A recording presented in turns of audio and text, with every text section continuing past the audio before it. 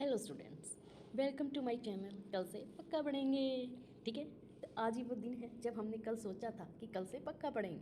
ठीक है, तो बेसिकली हम इसमें सबसे पहले जो हम स्टार्ट कर रहे हैं, हमारा टॉपिक होगा या ये बोलो कि जो हमारा चैप्टर होगा वो होगा 10th क्लास का लाइफ प्रोसेसेस, जो आप लोगों को न्यू एनसीईआरटी में 5th चैप्टर है और ओल्ड एनसीईआरटी में 6th नंबर पे मिलेगा। आई गेस कभी कभी मैं भी भूल जाती हूँ। ठीक है, तो लाइफ प्रोसेसेस क्या होती हैं? सीधी सीधी एक सिंपल लैंग्वेज में आपको मैं एक जनरली बताऊं तो लाइफ प्रोसेसेस होता है कि वो सब काम जो एक लिविंग ऑर्गेनिज्म को जिंदा रहने के लिए करना पड़ता है कि भाई सब ये काम है, ये तो हमें करने ही पड़ेंगे। ठीक है, इनके बिना तो लाइफ में आप सर्वाइव ही नहीं कर पाओगे, जिंदा ही नहीं रह पाओगे, है ना। नॉन लिविंग की कैटेगरी में आ जाओगे अगर ये सब नहीं किया तो।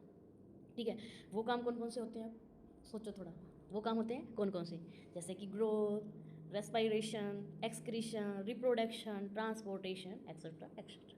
ठीक है, ये तो हो गई एक सिंपल सी जो समझाने वाला था। अब मैं इसके ऐसे थोड़ा साइंस के वे में एक डेफिनेशन बताऊँ तो लिविंग ऑर्गेनिज्म क्या होता है, मतलब लाइफ प्रोसेसेस भाई क्या होते हैं जो लिविंग ऑर्गेनिज्म कर रहे होते हैं। तो देखो, जो लिविंग ऑर्गेनिजम्स होते हैं वो एक कॉम्प्लेक्स ऑर्गेनाइजेशन होता है मॉलिक्यूल्स का। ठीक है, which perform certain life processes. ठीक है, that make different from non living matter. आगे बात समझ? ठीक है, अब उसी में ही एक प्रोसेस होती है फोटोसिंथेसिस। फोटोसिंथेसिस अब कौन करते हैं भाई? फोटोसिंथेसिस पढ़ने से पहले ये जानना जरूरी है कि फोटोसिंथेसिस कौन कर रहे हैं। तो फोटोसिंथेसिस बेसिकली इतना आपने पहले की क्लास में ही पढ़ा होगा, इतना हर बच्चे को थोड़ा अंदाजा रहता है कि फोटोसिंथेसिस क्या होता है कि भाई फोटोसिंथेसिस कहाँ होता है सबसे पहले तो, मतलब कौन करते हैं। ठीक है, फोटोसिंथेसिस करते हैं मेनली ग्रीन प्लांट, कुछ एल्गी एंड सम साइनोबैक्टीरिया। ठीक है, क्यों करते हैं? क्योंकि जो ग्रीन प्लांट्स हो गए ये सब फोटोसिंथेसिस करके क्या करते हैं कि भाई ये अपना फूड खुद प्रिपेयर करते हैं। ठीक है, तो इसीलिए ये सब क्या कर रहे होते हैं? फोटोसिंथेसिस। इनको ज़रूरत पड़ती है भाई अपना फूड बनाने के लिए, फोटोसिंथेसिस। ठीक है, क्लियर है? अब आगे बढ़ते हैं। तो देखो, फोटोसिंथेसिस है वो दो वर्ड से मिलकर बना है, photon plus synthesis. Both are the Greek word. ठीक है, जहाँ फोटोन का मतलब है लाइट, ठीक, और सिंथेसिस का मतलब होता है पुटिंग टुगेदर, कि भाई लाइट की हेल्प से कुछ कुछ चीज़ों को आपस में क्या कर लिया? साथ जोड़ लिया। कौन कौन सी चीज़ों को साथ जोड़ लिया अब वो पढ़ते हैं। ठीक है, तो देखो जो प्लांट होते हैं वो क्या करते हैं कि CO2 लेते हैं कहाँ से? एनवायरनमेंट से। वाटर या ये बोलो H2O कहाँ से ले लिया? रूट से ले लिया, फ्रॉम दी सोयल। ठीक है, अब क्या किया? उसको मिला के सनलाइट की हेल्प से क्लोरोफिल में क्या होगा? फोटोसिंथेसिस की प्रोसेस होगी। तो बेसिकली ये क्या हो गया? फोटोसिंथेसिस एक बायोकेमिकल प्रोसेस हो गई जिसमें ग्रीन प्लांट्स क्या करते हैं? ठीक है, अपना और फूड सिंथेसिस करते हैं। ठीक है, from carbon dioxide and water. ठीक है, इन दी किसकी प्रेजेंस में करेंगे ये सब काम? हमने पढ़ा कि सनलाइट एंड क्लोरोफिल। ठीक है, तो बेसिकली अब देखो जो सनलाइट है, सन से कौन सी एनर्जी आ रही है? Light energy. ठीक है, और जो प्रोसेस में देखो अभी आपको ये केमिकल रिएक्शन दिख रही होगी। ठीक है, ये वाली केमिकल रिएक्शन।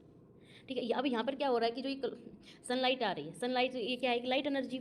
ठीक है, अब इसको क्या कर रहा है? केमिकल एनर्जी में कन्वर्ट कर रहा है। ठीक है, और जो केमिकल एनर्जी है वो किसकी फॉर्म में स्टोर है?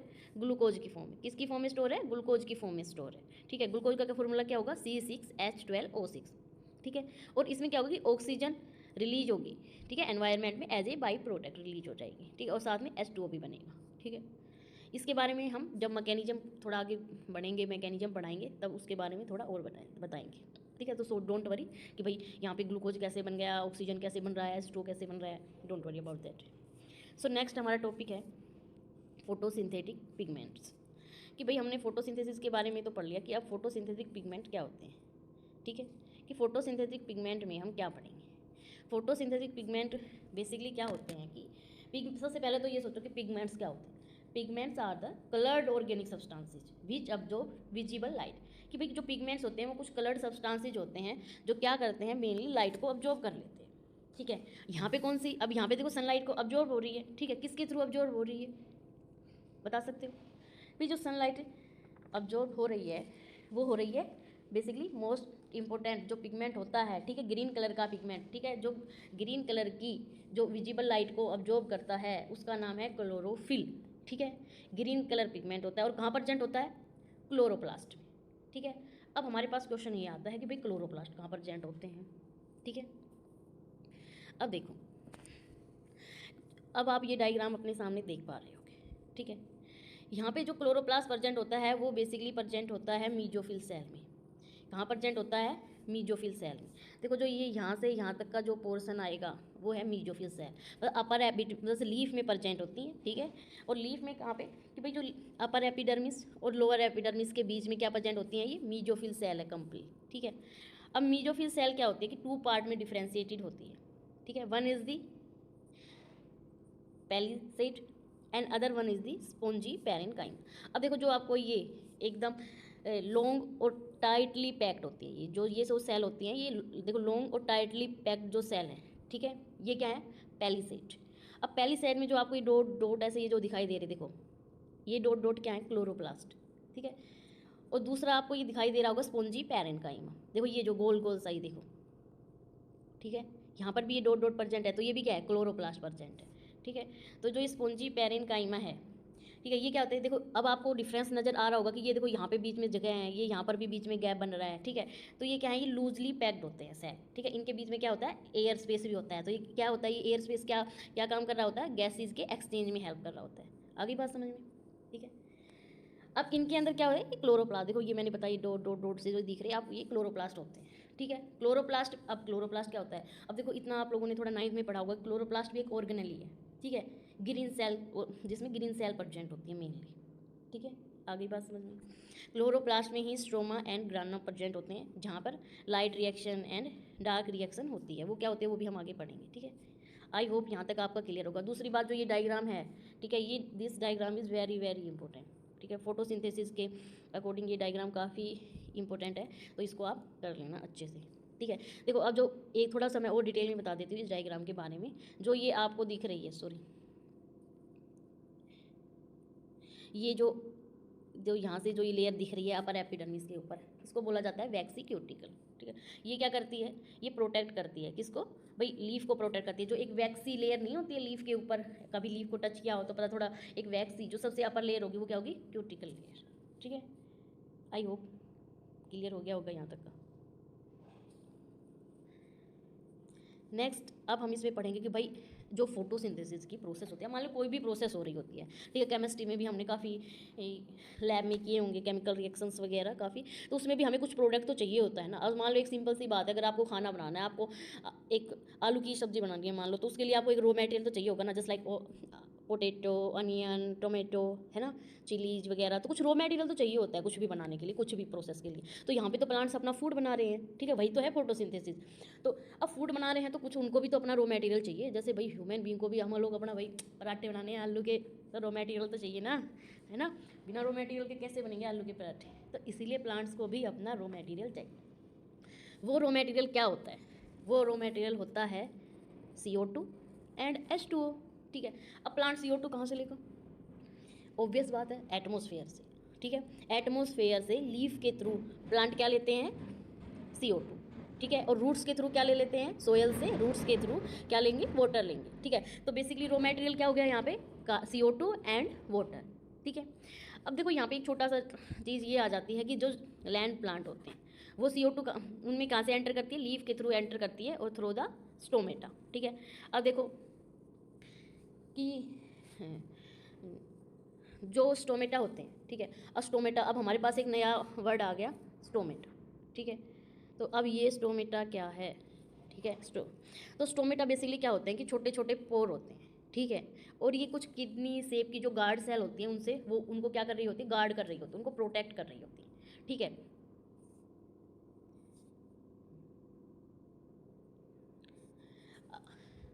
अब देखो इस डायग्राम को दोबारा देखो, ठीक है। यहाँ पर आपको ये दिख रही है सेल, ठीक है, और ये ओपनिंग दिख रही है। ये ओपनिंग क्या है? स्टोमेटा है ये, ठीक है। और ये जो गार्ड सेल दिख रही है, ठीक है, ये स्टोमेटा को क्या करती है? प्रोटेक्ट करती है। तो यहाँ से ही देखो अभी हमने पढ़ा था कि जो स्पोंजी पैरेन्काइमा है ये क्या करते हैं? गैसेज के एक्सचेंज में हेल्प कर रहे होते हैं, ठीक है। तो यहाँ से गैसेज यहाँ से एंट्री करती हैं, ठीक है। तो ये क्या है? गार्ड सेल हो गई बेसिकली आपकी, ठीक है। तो ये गार्ड सेल क्या करती है? स्टोमेटा को प्रोटेक्ट कर रही है। और देखो ये थोड़ा, अगर इस जो NCERT का डायग्राम है ये उतना क्लियर नहीं है, ठीक है। ये किडनी शेप दिख रही है आपको, आई होप समझ पाओ। ये जो है ये किडनी शेप दिख रही है, ठीक है। तो ये होती है यहाँ पर गार्ड सेल्स, ठीक है। अभी चलते हैं हमारे टॉपिक की तरफ, थोड़ा और प्रोसीड करते हैं आगे, ठीक है। अब देख, और जो एक्वेट और गार्ड सेल किसको रेगुलेट करती है, ओपनिंग एंड क्लोजिंग, जो स्टोमेटा की ओपनिंग एंड क्लोजिंग होती है। अब वो क्या होती है उसके बारे में हम थोड़ा आगे पढ़ेंगे। अब जो एक्वेटिक प्लांट्स होते हैं, ठीक है, एक्वेटिक प्लांट्स मतलब वाटर में रहने वाले प्लांट्स, ठीक है। एक्वेटिक प्लांट्स क्या करते हैं, take dissolved carbon oxide through the surface of plant, कि भाई उनके जो वाटर में जो कार्बन डाइऑक्साइड जो डिजोल्व होती है उसको लेते हैं किसके थ्रू, प्लांट्स के सरफेस के थ्रू, ठीक है।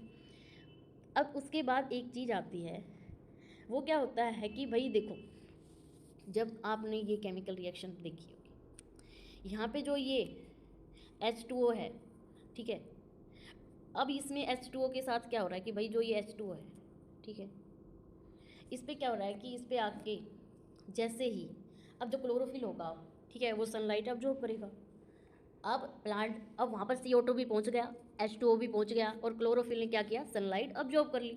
अब जैसे ही सनलाइट आके पड़ेगी, ठीक है, या गिरेगी, ठीक है सॉरी, जब जब जैसे ही सनलाइट आके इसके ऊपर गिरेगी तो इसको क्या कर देगी, बेचारे को तोड़ देगी, है ना। तो वो क्या बोलेगा, मैं तो टूट गया रही है ना। अब इसके H2O के ब्रेक डाउन से क्या होगा कि H2O ब्रेक हो जाएगा हाइड्रोजन और ऑक्सीजन में, ठीक है। हाइड्रोजन और ऑक्सीजन में क्या हो गया, ब्रेक डाउन हो गया। ये देखो इधर, हाइड्रोजन ऑक्सीजन, ठीक है। अब इसमें क्या होगा नेक्स्ट, ठीक है। तो उसके बाद क्या होगा कि अब जो ये जो यहाँ पे क्या होता है कि वाटर का ऑक्सीडाइज्ड हो गया, ठीक है, और वो H2O break down into hydrogen ion, और वो इलेक्ट्रॉन्स में एंड इन ऑक्सीजन। और जो ये प्रोसेस है, ये प्रोसेस को बोलेंगे फोटोलाइसिस, ठीक है। थोड़ा ध्यान से देख लेना इस प्रोसेस को, ठीक है। ये मैकेनिज्म में भी, इस प्रोसेस को आप मैकेनिज्म में भी पुट कर सकते हैं। अब फोटोलाइसिस क्या होता है इसके बारे में हम थोड़ा और डिटेल में पढ़ लेते हैं, ठीक है। अब मैंने बताया था कि भाई देखो जो सन है, ठीक है, उससे क्या आएगी, सनलाइट आएगी, और क्लोरोफिल जैसे ही सनलाइट अब्जॉर्ब करेगा, ठीक है, क्लोरोफिल सनलाइट अब्जॉर्ब करी, ठीक है, वाटर मॉलिक्यूल क्या हो गया, स्प्लिट हो गया, टूट गया बेचारा, ठीक है। और उससे क्या होगा, जैसे ही टूट गया क्या हुआ, ऑक्सीजन बाहर, ठीक है, ऑक्सीजन रिलीज होगी।